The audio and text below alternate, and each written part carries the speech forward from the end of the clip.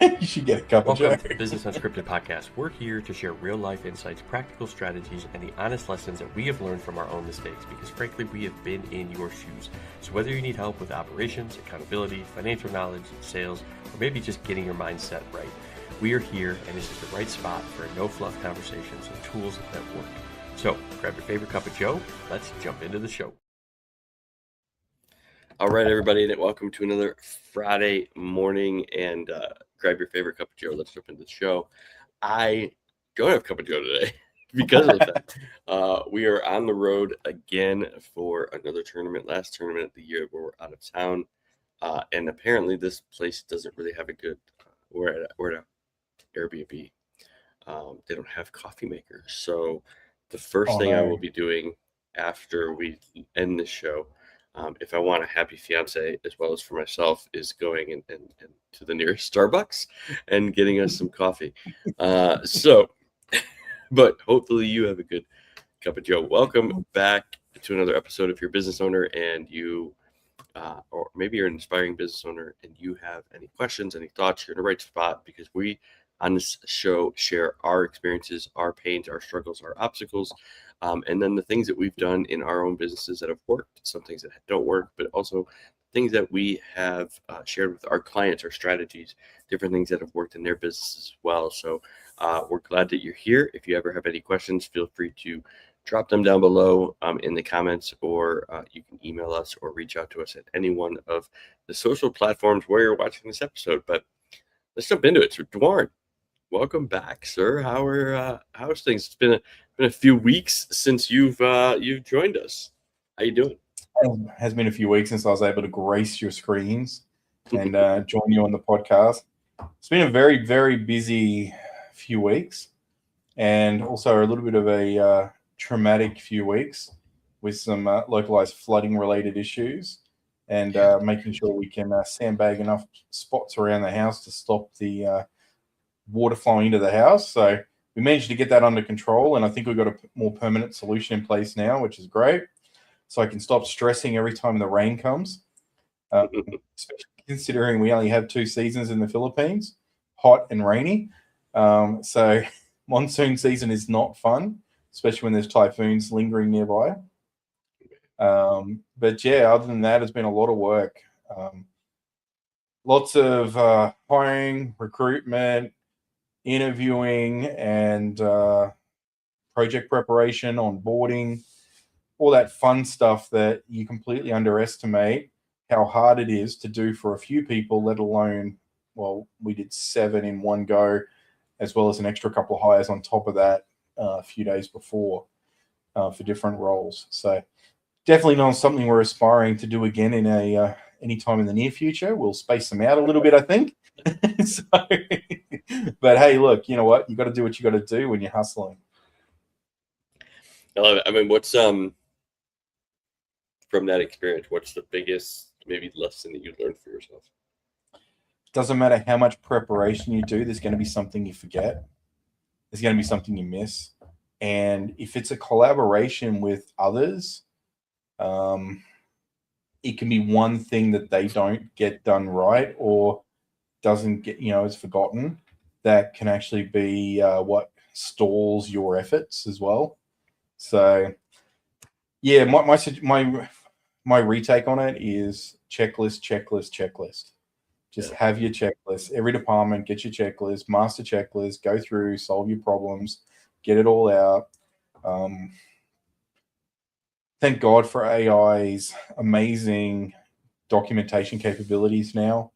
Claude does such a wonderful job with documentation. So once you've got your masters, it goes and makes it look beautiful. It can replicate and duplicate so much quicker than we can. So each new contract was much, much quicker to do because we had our template and we're able to duplicate that within minutes. So that was really helpful.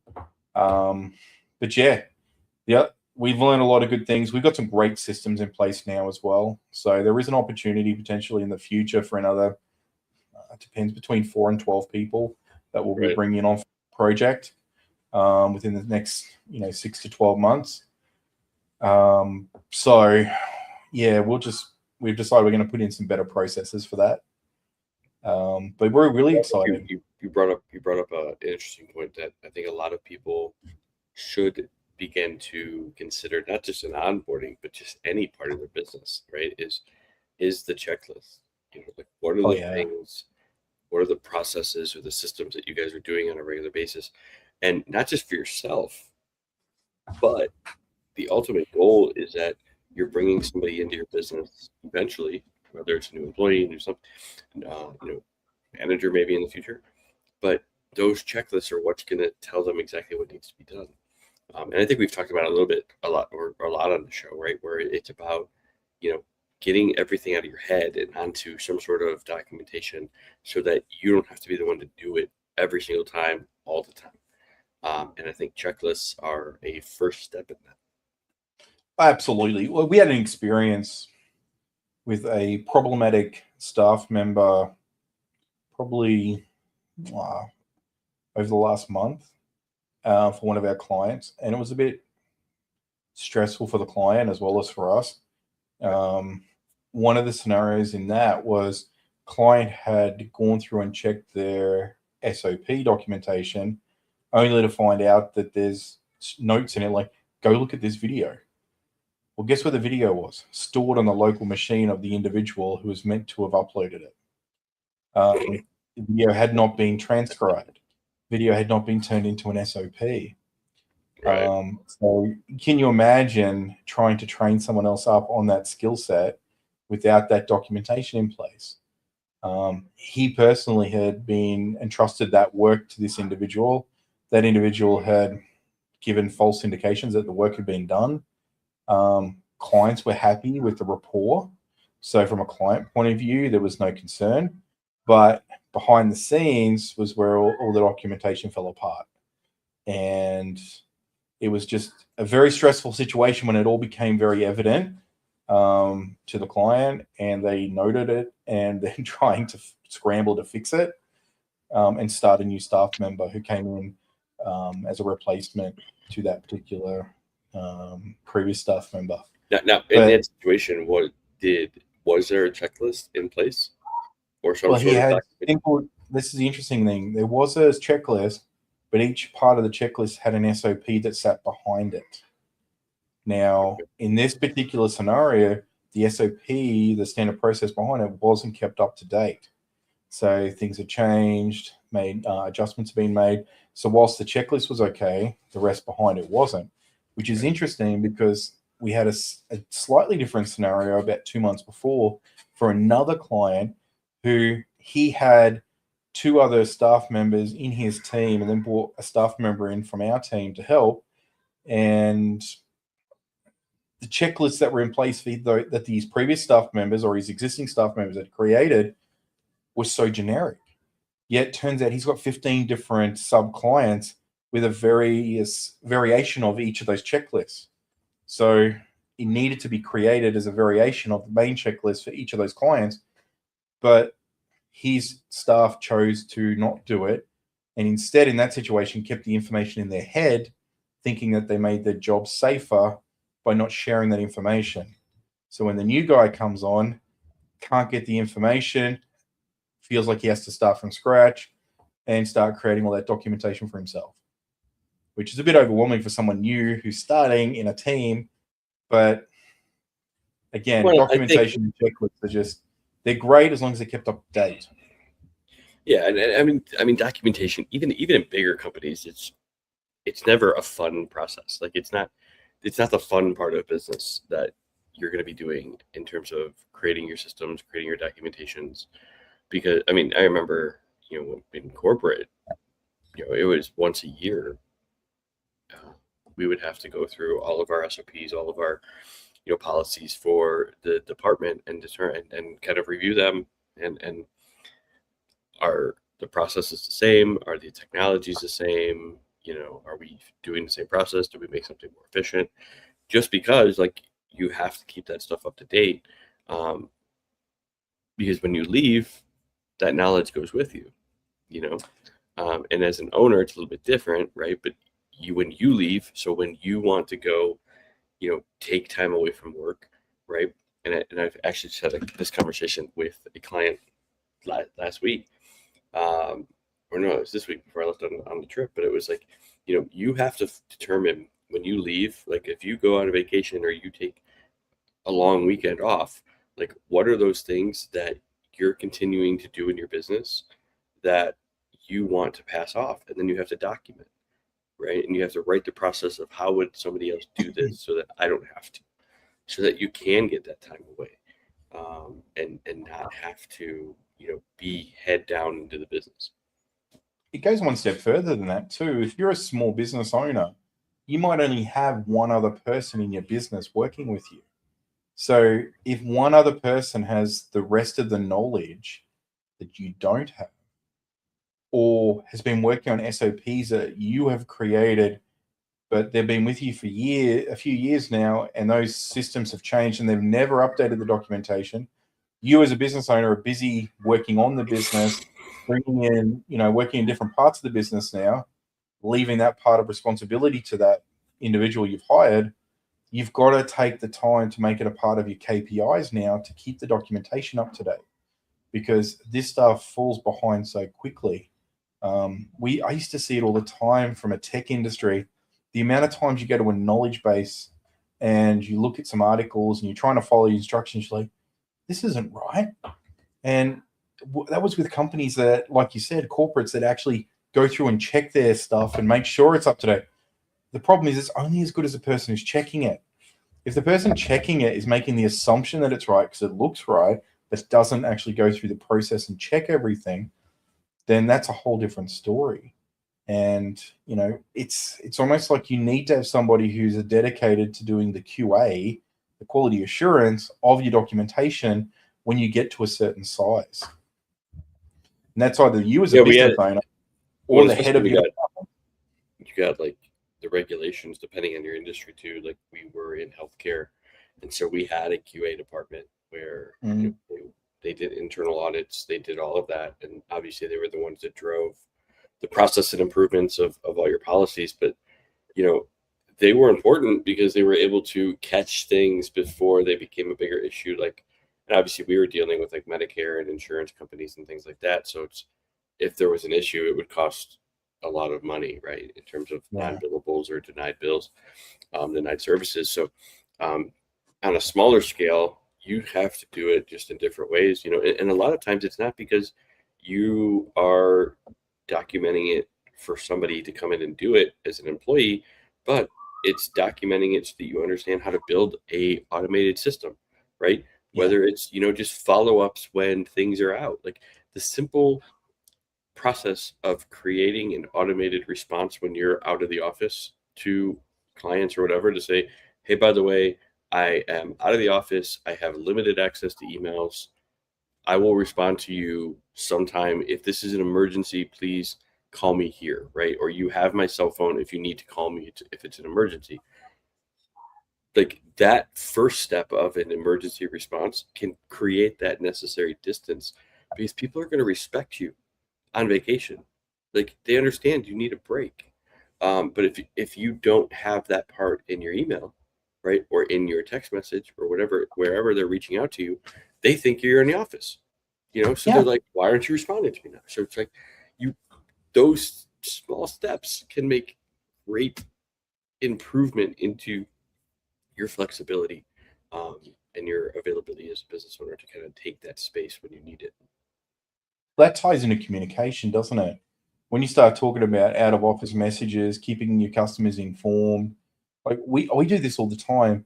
When someone emails you and you don't respond, they don't know if you're working on the problem. They don't know if you've acknowledged the problem. This is why, like, if you look at a lot of companies that use ticketing systems, they have a 1 hour response is what they guarantee. They have a 1 hour SLA response time. And the reason they can do that is because they know that every ticket that gets emailed in gets an automatic reply. That is considered a response. That is the acknowledgement of your original concern. And that's enough for some people just to get that. So when they send you an email and you're not in the office, that's cool. You can give them that little heads up. I mean, you can do the same thing. If you're having a really busy day, lots of meetings, put a little out of office notice on, and just so people, their emails are coming, hey, got a big day, going to be in a conference all day.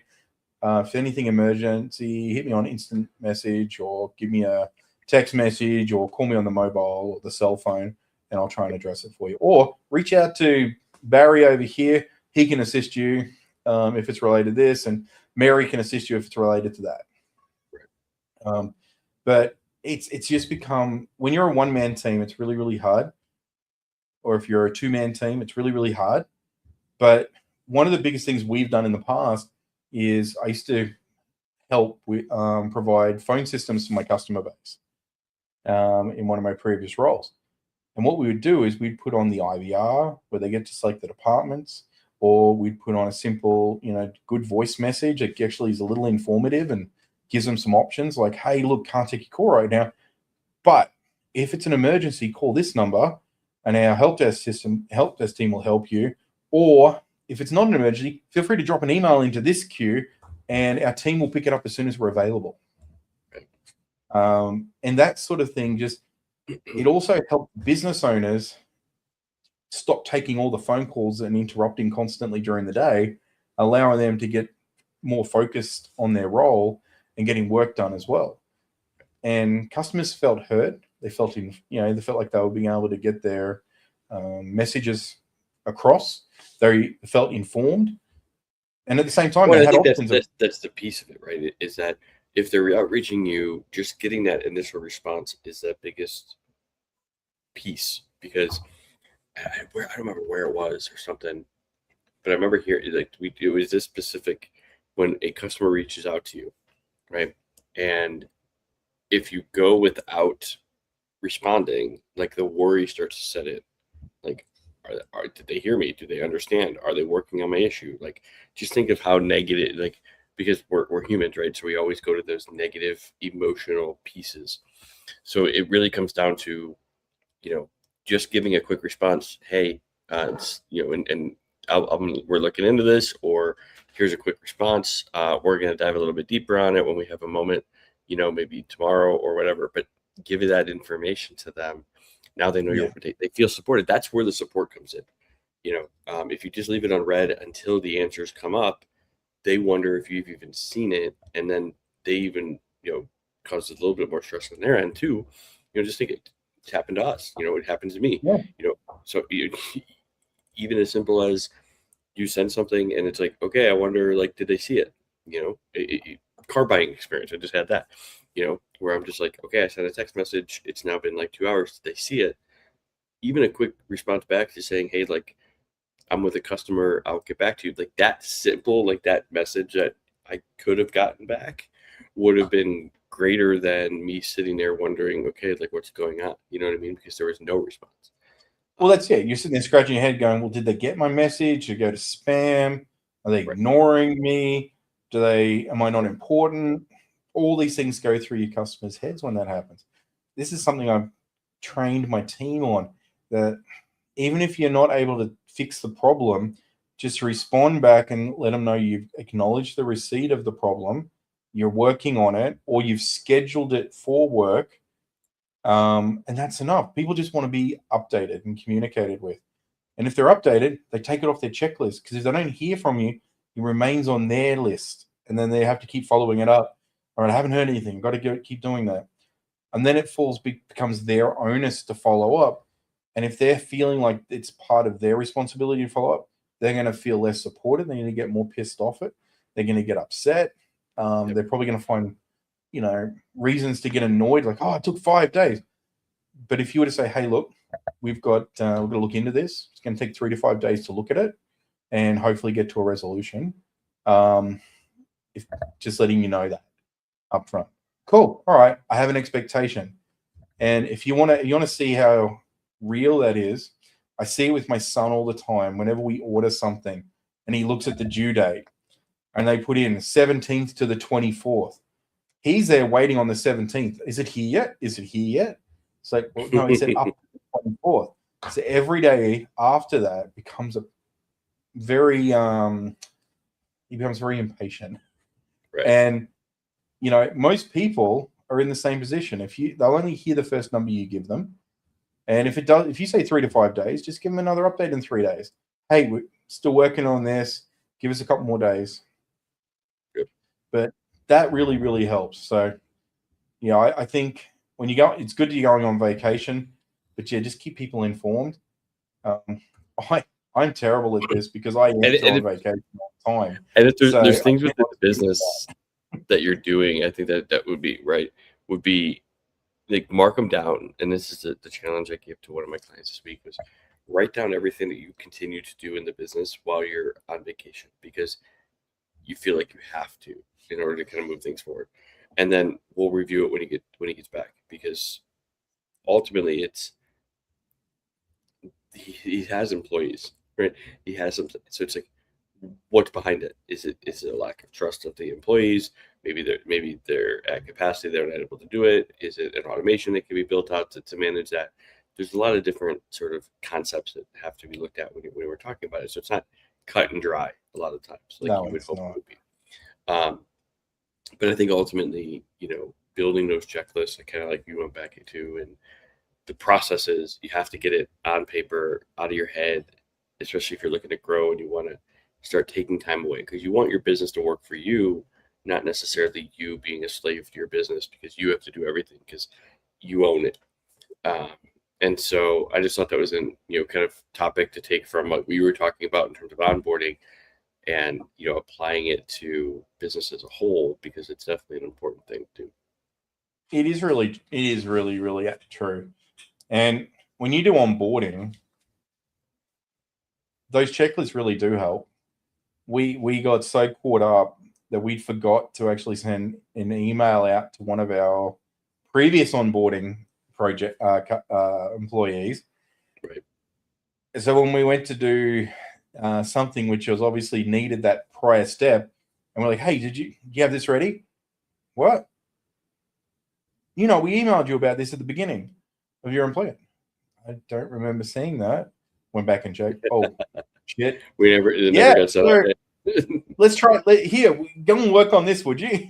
And you realize, like, with the checklist, that might not have happened. Right. That might have been able to be avoided, right? Just the ability to be able to go, well, yep, that's been done, that's been done, that's been done. Well, and even some of that too, like when you build the checklist, that's going to give you the roadmap of, okay, what can we actually like automate as part of this process so that you never have to do it again, right? And it's part of the process, right? It's, hey, I marked John as hired, boom, that email goes out. You don't even have to think about it. Now you don't have to mark it off on a checklist. It's just done as part of the system. And so it's like a checklist, but it's like a step-by-step of what you want your process to be. Yeah, it's like creating a project workflow, right? Right. And it's like, okay, this part can be built into the system. This part could be automated. This part needs to be manual. And once you go through that, you now can build out the plan to then implement that and create the system that's going to help you and save you hours. I said it, I don't remember if it was with you, but if you can save yourself an hour a week, right, that's 52 hours, right, that you're going to get back a year. So you're almost basically, you're saving yourself a week and a half every single year. Like if you could just save an hour. Now multiply that by 2. Now people are always like, well, how do you get so much done? Well, it's because if I can take something that was taking me an hour or 2 hours and I can automate the process where now it takes me 15 minutes, well, I just got back an hour and a half every single week. And an hour and a half every single week is 80 hours. That's 2 weeks more a year that I can get work in that somebody who's not doing that can. So that's how you start. 2 weeks of vacation leave every year that you can now do.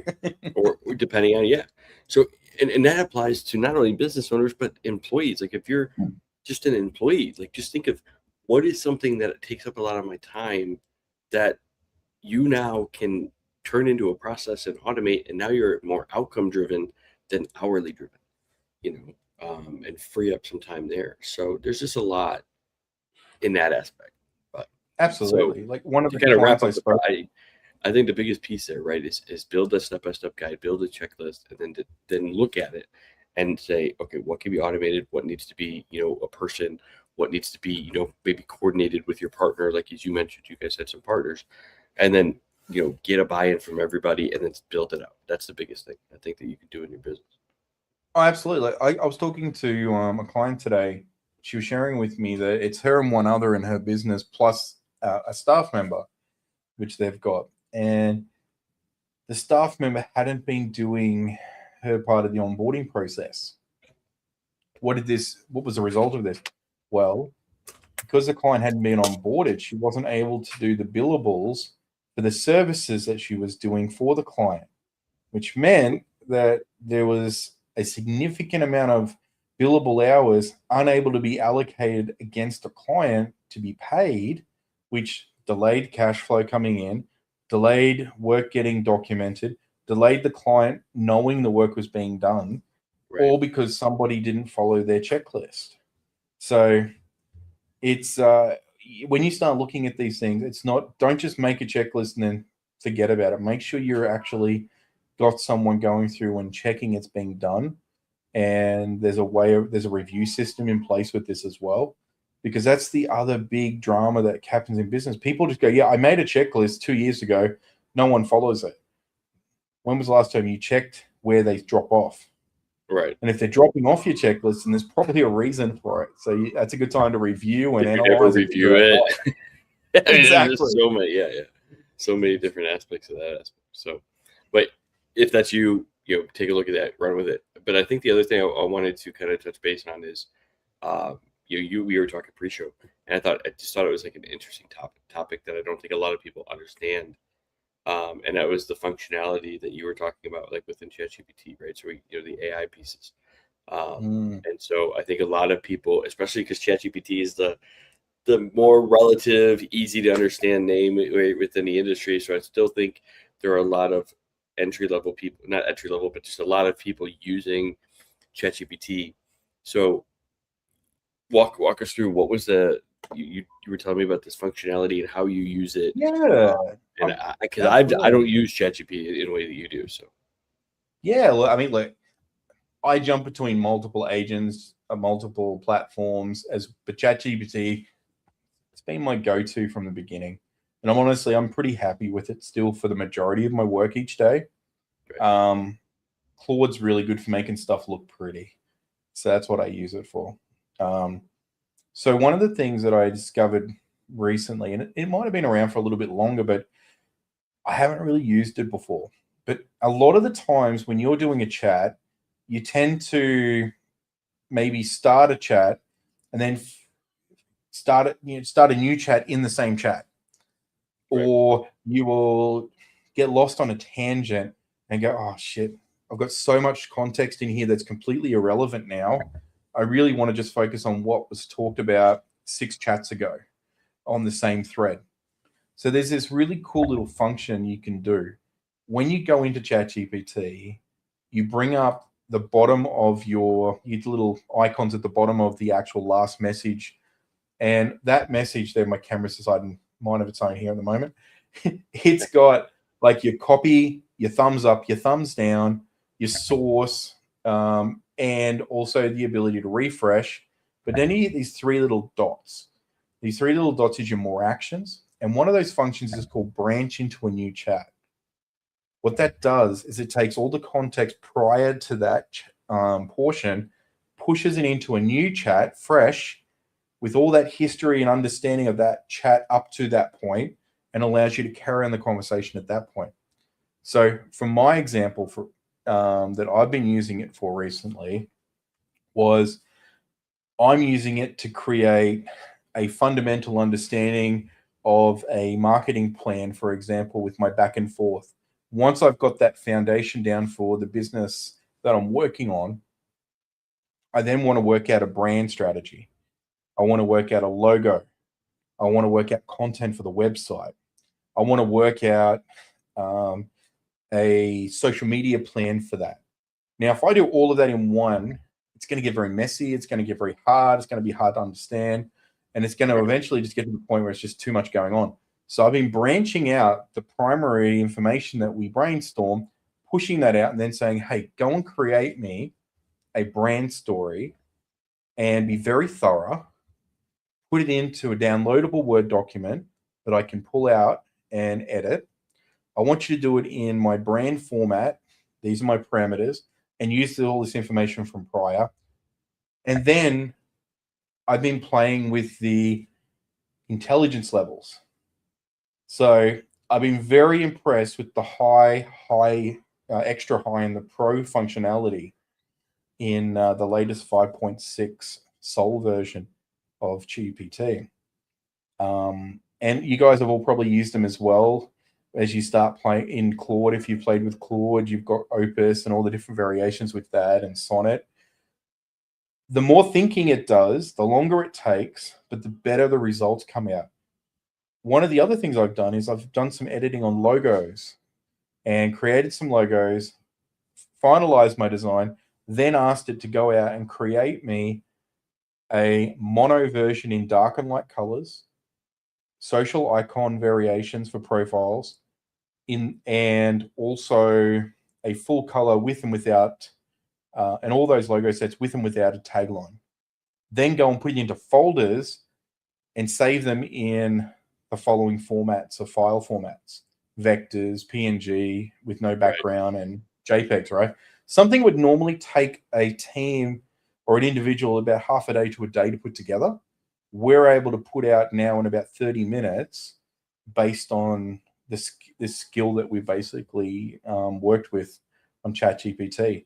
And it all comes from just having the ability to branch a conversation. So when you think you've written off an entire conversation because you've just started getting nonsense output, just go scroll back, branch it, start that conversation somewhere else. And it's very similar from a coding point of view, where we're using AI and we fill the context window. We'll ask for a handoff document. Then we'll go copy that handoff document and start a new chat. This is an alternative to doing that. We can go and start a new chat without creating a handoff document, without all the messy stuff in there we don't want in there. No, that's actually a pretty interesting piece, because I use handoffs a lot with Claude in my pieces, but you can only do a handoff at the current point. Like you can't go back and say, okay, I want you to create a handoff just from here and move forward. So that is an interesting functionality that, like again, I don't use ChatGPT on the chat side. I use ChatGPT for coding specifically. That's it. As on the coding side, as an adversarial review, that kind of stuff, to what I'm doing with Claude. But it's interesting, maybe have to bring it back in, you know what I mean? To be able to just test it out, because things change so quickly. And I think they do. There's not, you're always going to get a result now, and really the difference is, unless you're doing something like really high scale, for the majority of you listening, like the difference between Claude, ChatGPT, and Gemini are going to be very minuscule in terms of, I think, what the outcomes are. I think ChatGPT is great for easeability use for the beginner. Yeah. I think Claude is going to be, if you want to have like guardrails written and really kind of control a lot of the stuff that is going to output, like you can do that with more of your Claude, right? And your like the Claude MDs and the voice and the sample documents that you want to create all the time and have it in the same format. I don't think you can have that sort of functionality and sort of design with ChatGPT. Right? I don't think there's a. It's getting there, but it's not quite there yet. They are getting better with their skills. They are getting better with their plugin capabilities. Right. Their document outputs are still, they're okay. But here's what I do. I do all the hard lifting in ChatGPT because it's much more budget friendly on tokens. Oh, yeah, for sure. Then I grab that document, throw it into Claude and say, brand this to my brand. And, I want you to just make it look professional for this purpose. And it goes and just improves the document for me. And then I go, well, yeah, that's cool. I like that. That's why I think so I'm you definitely integrate bouncing both. Yeah. Love it. And it's the same. When I know ChatGPT just came out with their version of co-work. Yes. That was a new feature they just introduced as well. And I mean, here's something else to keep in mind too. I was at a AI at Work conference that was put on here, and it was sponsored by Google. One thing I thought was really quite interesting is there is a lot of AI functionality in Workspace that Google supplies now. So if you go and you're subscribed to Workspace for your email, using your Google Docs, your Excel, your Sheets, Slides, all that sort of stuff, you can just use the built-in functionality, and it's actually quite useful. It can help with formulas on Sheets. It can help generate images in your docs. It can help generate content. You can use that, and that's built in, no extra charge. Outlook has this, or Office 365 has the same thing with Copilot. So you can utilize those built-in functions without even coming to a ChatGPT or a Claude. And again, most of the functionality you're going to do is probably okay in those from a day-to-day perspective. Here's a use case for Google, as you were just kind of mentioning there, right?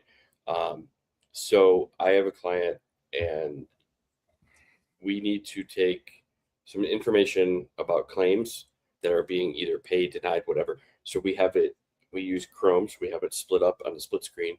But if for me to copy and paste, it would have a lot of crazy information I didn't need from the information. So I have it up on one screen. I can use Gemini and Chrome, and I say, hey, I need to grab this information and put it into this other, the sheet, right? The Google Sheet.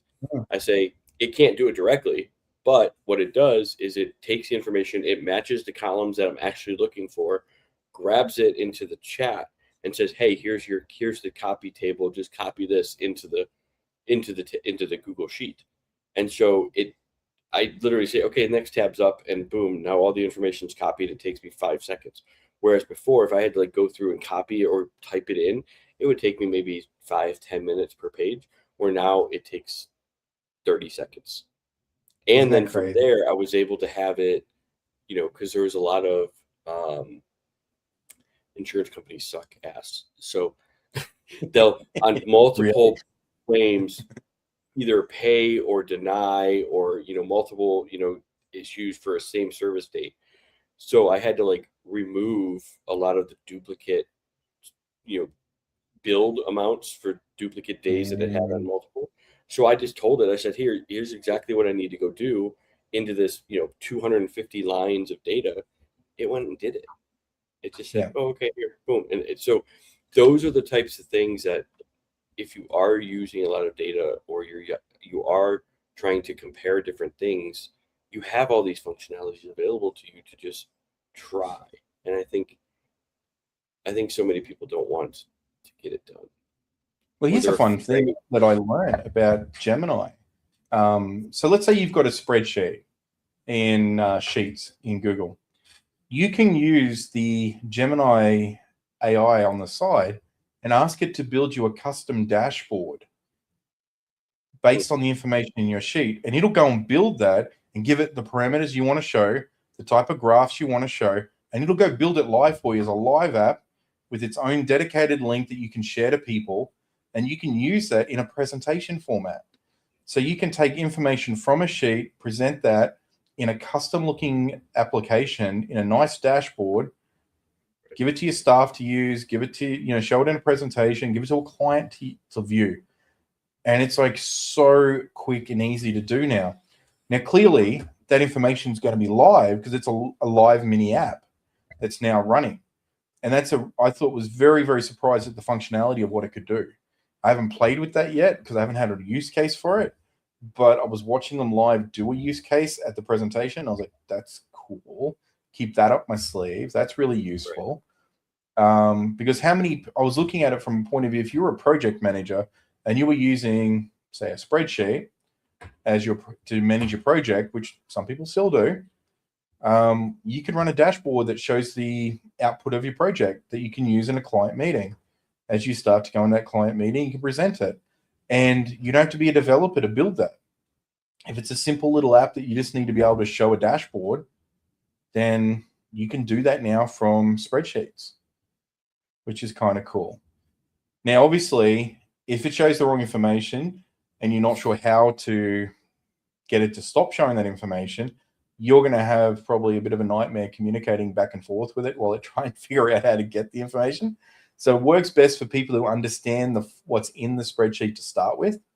So once you understand what's in the spreadsheet and the information you want it to actually show, then you're going to have a much easier time trying to get the output you're hoping to get from it. Yeah, for sure. No, I love it. And so I just wanted to, I mean, it's just, there's so many cool things that are coming up that you can do. But I think don't try to do it all. We say this all. You and I, we have been using ChatGPT since it came out. I think if you're just starting or just trying to get your feet wet, like you don't have to go from 0 to 100. Like just pick one or two things that are going to help you. Again, as we just talked about, give you back an hour every single week. If you can get back an hour every single week, that's an entire week and a half extra that you will be able to get that you're able to do before because you're wasting all that time. And what that could do, especially as a business owner, like if you get back an hour a week to do extra phone calls or extra outreach, like what would that do? How much growth could you have? Like that's where we have the opportunities now to kind of really begin to grow and use the AI pieces to be better. Like obviously there's a lot of things in this world that are not going to be AI replaced, like the trades, there's human elements related to everything that you still have to do. Like AI is not always going to do accounting. AI is not going to always do your tax returns or whatever, but it can help you be more efficient with what you are doing so you can help more people. Right. Yeah. Well, from our point of view, it's a multiplier for what we do, right? Like I just put on a team, like I mentioned earlier, 7 soon, and next month it'll be added up to 9, which is a dedicated development team. And some people are looking at me silly going, well, why are you putting a development team of people in now when you could do a lot of that with AI? That's why, well, imagine what I can do with people actually know what they're doing with the tools of the AI that I'm supplying them as well. Imagine what their output's going to be. We've just made a team that can multiply 2-3 times their capability. Yeah, it could be essentially doing the work of 40. Exactly. And that's the difference. And if you I had a chat with an accountant client of mine this morning, and it was the same thing. She said, it's a multiplier. It helps us be able to help more people faster, but also helps us check for accuracy and inaccuracies. So the human interaction is very important because, and from our point of view, we feel it's definitely an important part of it. You can't just rely on the AI completely, but if you give your staff the tools, then it's really, really helpful. And that, it was interesting. One of the topics that got raised in that Google conference I went to was they did a study of employees who were encouraged to use AI tools in the workforce. Okay. And the general consensus was the psychology or the psychological pushback of the employees was it was a few things. I don't want to feel lazy doing my job. I don't want to feel like I'm relying on the AI to do my job where instead of myself. And the other one that came up was I don't want to be using AI to do more a lot more of my job because it might make me redundant. And what they're missing typically is from a business owner's perspective, we don't want to replace you because you have a wealth of knowledge typically. You have the skills and the aptitude. We want you to take these tools and multiply your output, reduce your stress, and basically get better out, get quicker outputs for everybody involved, including yourself. Here's the thing that, and this is from being in corporate, right? Everybody's like, I work 40 hours a week. Listen, I have not met one person who has worked a straight 40-hour week. Like it's just never happened because you're going to the bathroom, right? You have your water discussions, you have your conversations with your coworkers. You never have worked a 40-hour week ever. Like you've been at work maybe for 40 hours, but you're not working 40 hours. Okay. No. What AI now does is it helps you to get a 40-hour output from the same amount of work time that you were doing before. Even better, like even more. Same And so effort, better right, output. better output, right? You have to be more efficient. And if you're worried about becoming redundant, take the information and add more value to the people that you work with, 100%. that you work for. That's the ultimate piece, right?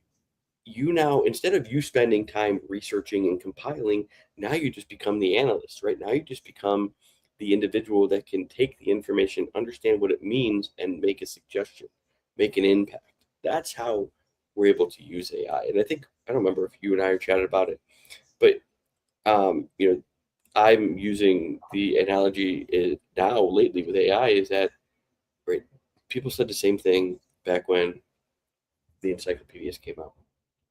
Then Wikipedia came out. Everybody was saying, oh my God, it's just going to make people dumber. It's going to make people dumber because we have all this information, right, compiled. And it just makes it easier for people to get the information. Yet, human intelligence has been doubling exponentially faster as time moves forward.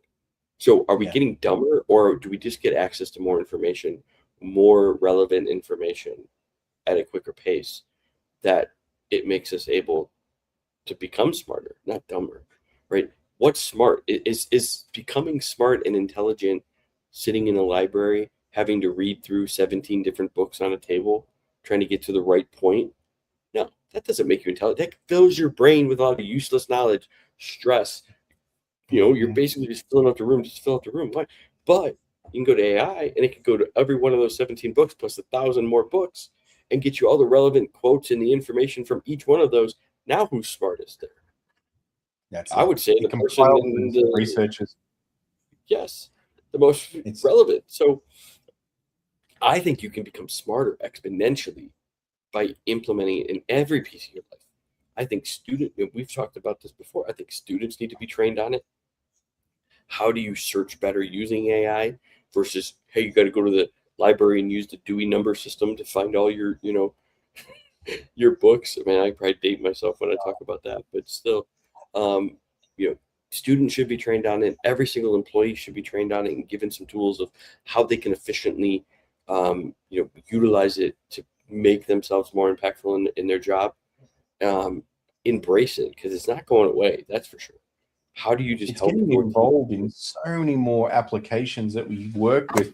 Like I said, all of your standard email platforms and incorporate in business have incorporated it. Most project management tools have incorporated it. Even Grammarly has incorporated it. Like Grammarly just used to help you get your grammar right, as an app. Right. Now it helps you write things, helps you write the way you like to write. They've embraced it. It's there, and I think, yes, it's a tool, but it's also a multiplier. Look at it as the multiplier to help you with your output.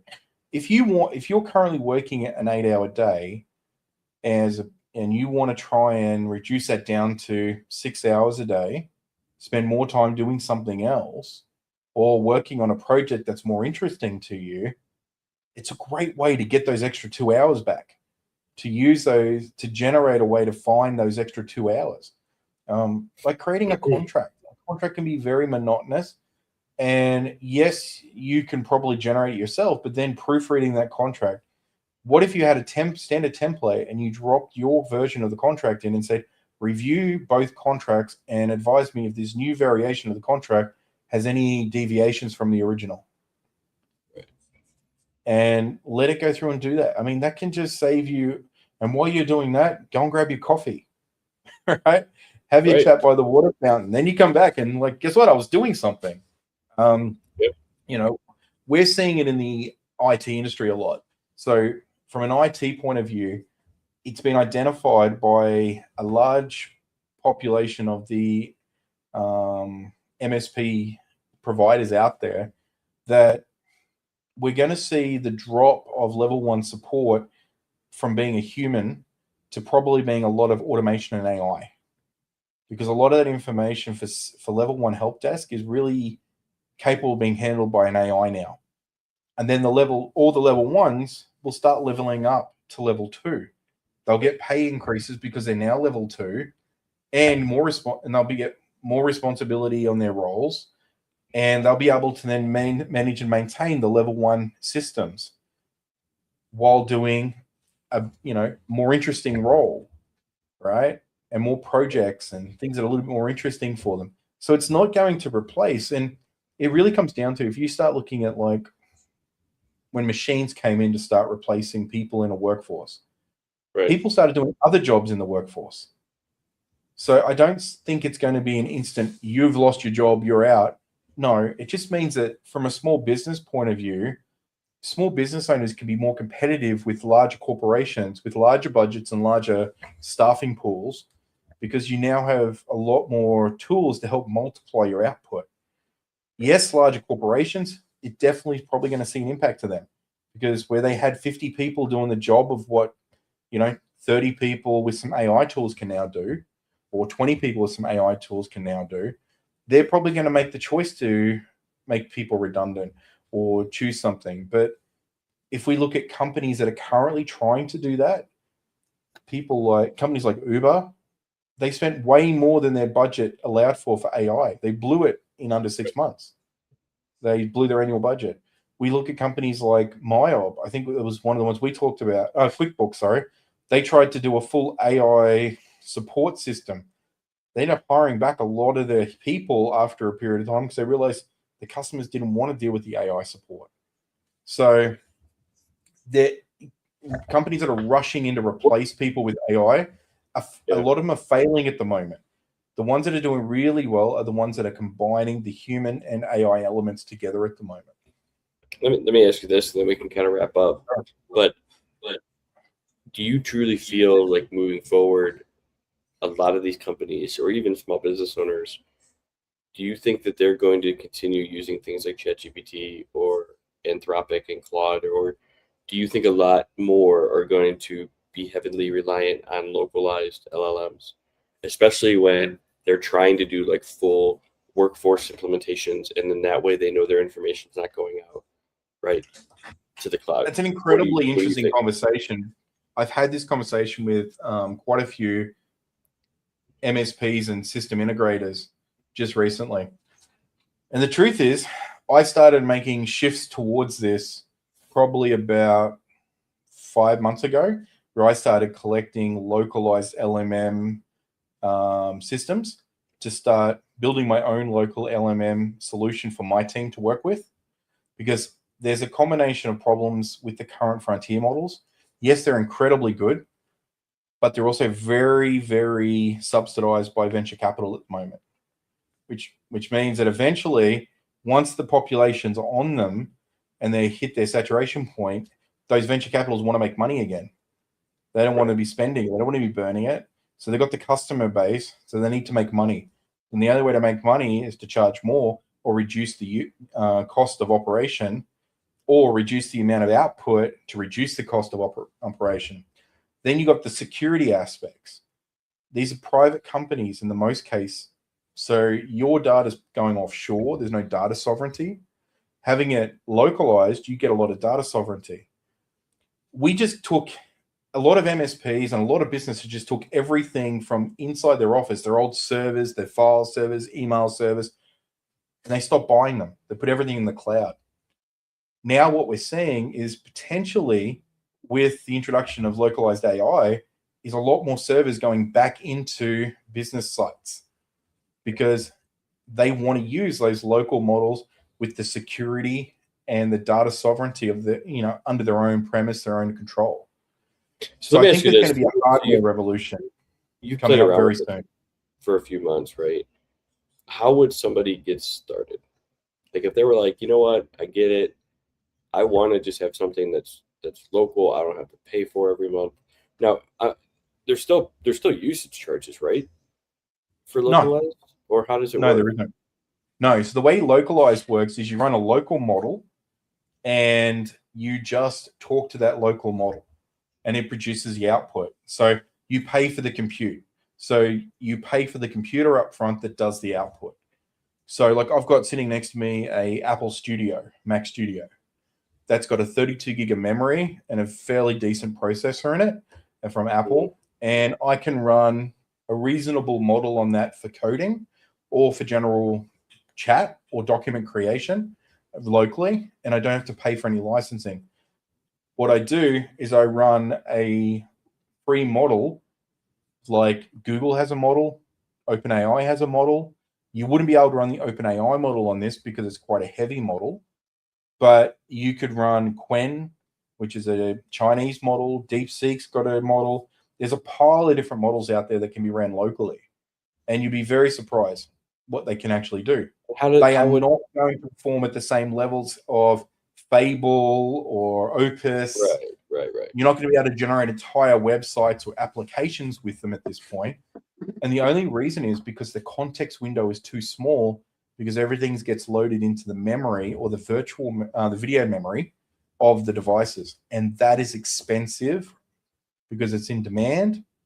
And like Apple's one of the cheapest ways of doing it, but you need at least a 32 to 64 gig or 128 gig device to do it, which means you're setting at a point of, anywhere between $4,000 and $12,000 US to get a device like that.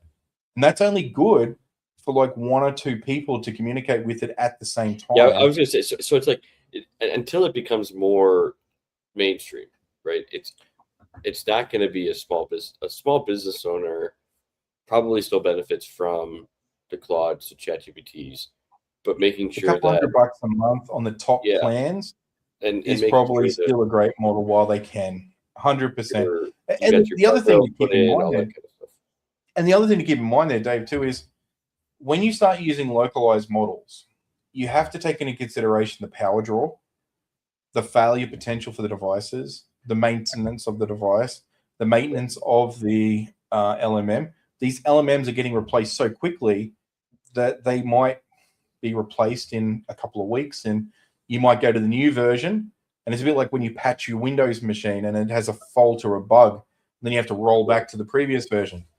I think you're going to start to see some businesses start to use localized models, probably more related to agents. So they're going to have localized models with agents running on them. So rather than the individual employees using those models, they're going to have the agents doing the work instead, using the local models, because then they don't have to worry about, well, that's slow, that's annoying. Companies like GMK Tech have just released, like for about $4,000, an extremely capable AMD model that produces, and you can run a big model, local LLM on, it does some great work. But people like me and you, we jump between different systems. We're doing different things at the same time. A bit of coding here, a bit of document manipulation. I would not be able to do what I do on a local LLM, that's for sure. You would need multiple LLMs.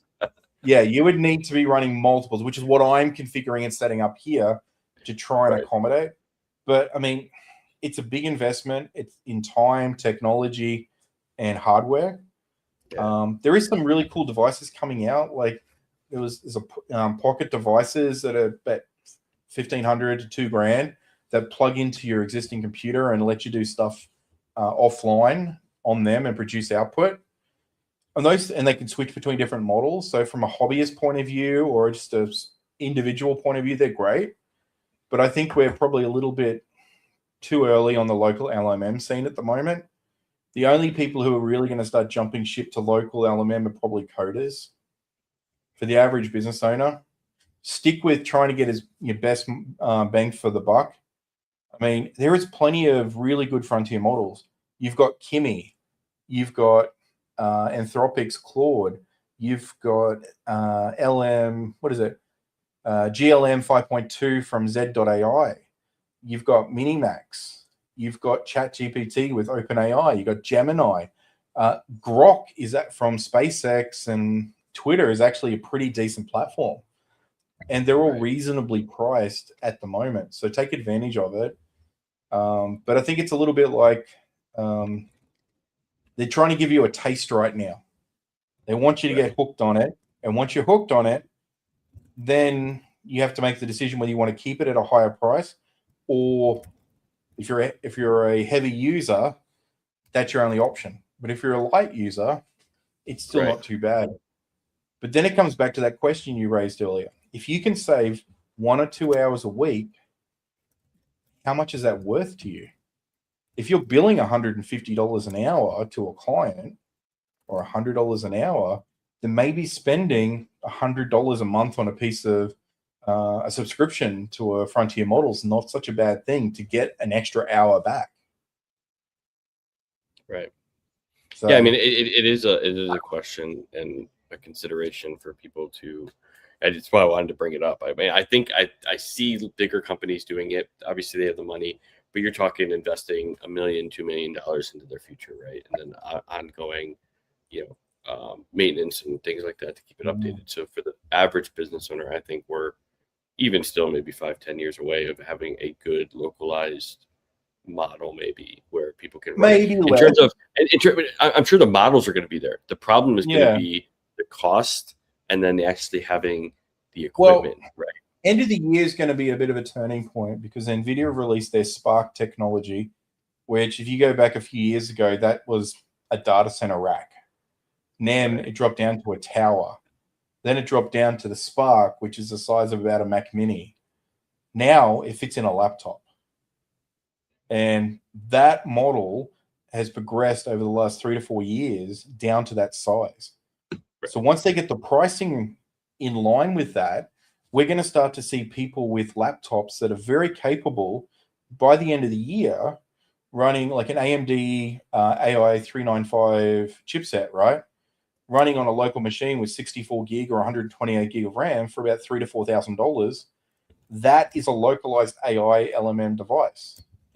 That's not too different for a lot of companies that are spending that sort of money on a corporate laptop now for their employees. So they may start seeing individuals start to pick up and use these local models a bit more on those devices that become more consumer level. But it really depends on the security policies that get put in place as well with these corporations. So when you say $1 million investment, for example, for hardware, that's basically 10 tower Spark units at the moment, which is probably good for about 20 to 30 staff each on a fairly consistent draw and use case. So that would probably be good for about a few hundred people in a corporate environment. But then you have to hire the technicians to support it or outsource that, worry about maintenance related issues. So you can't have 100% capacity. You've got to scale that back to accommodate for downtime. So I think you're right. I don't know if it's going to be as far as 5 to 10 years. We could see it as soon as 2 to 3 years from now. AI is moving so quick. That's the problem, right? The technology is moving so quick. AI is such a buzzword. There is so much investment. There's so much venture capital going into it right now that if the right amount of money goes in, I think the focus needs to be at the moment is having the ability to use less or smaller hardware to produce better output on the current models. Right. If they can work on that, and that's what DeepSeek have been doing. DeepSeek have been creating models which use lower hardware to produce the same quality instead of building newer models that produce better quality outputs. So they're actually going the way that I think is the future. And I think a lot of these other companies are probably going to start to go that way as well, because it costs money to generate power. It costs money to build data centers. And places like Australia just said, no, we're not going to give you any space to build a data center to places like Twitter and say, Grok, we don't want you here. We're not going to give you, an island to go and build your data center. And other countries have said, well, we'll do it. So there's a lot of resources required to do and to build these devices to do it, the hardware. And if you look into the e-recycling at the moment around the e-waste, hardware from 3 to 5 years ago is ending up in e-waste already from the beginning of the AI revolution. Right. And that stuff's pretty much useless and redundant for anything for the current models. So I think hardware is going to hit a peak. Then they're going to start getting the app software to the point where it actually works better on that same hardware. And that's where we got to with computing, right? Hardware's pretty much hit the peak for the most part for home computers. And the software just keeps getting more and more efficient. Yeah. My personal opinion, at least. No, I mean, I completely, and you're definitely more into that than me for sure. So, I thought it would just be interesting to kind of get your feedback. Sorry, I probably harped on a bit more than expected. No, you're good, but I love it. Well, for those of you, you know, it's been about an hour, and Duarne, thanks for joining us again today. I'm going to go get ready for hopefully something today from baseball. But with that, I hope you guys have a wonderful and amazing rest of your week. Again, we go live every single Friday, 8:30 a.m. If you're a business owner, you're interested in joining us, there's a link down below. You can request to join us for a future episode, or if you have any questions, feel free to drop those down below as well. But until then, we love you. Hope you do all that fun algorithm stuff, fun, like, subscribe. Hopefully there's one or two things that you got out of today's episode that you can take with you and begin to implement in your business. So, Duarne, thanks again. Have a good weekend. And everybody, we'll see you guys. We'll see you all in the next one. Have a good one. Thanks, everyone. Take care.